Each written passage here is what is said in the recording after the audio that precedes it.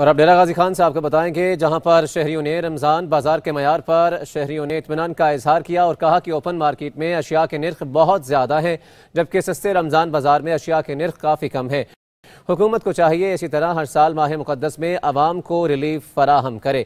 مزید جان لیتے ہیں طارق مسوانی کی اس رپورٹ میں۔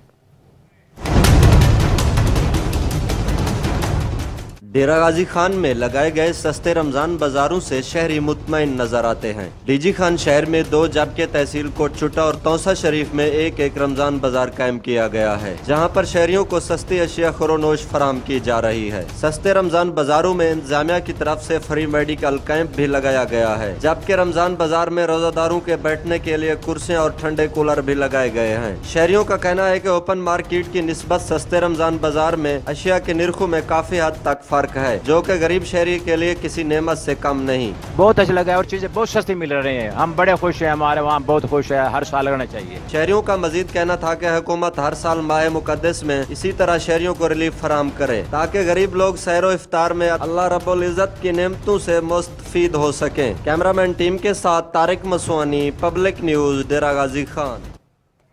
سیالکوٹ میں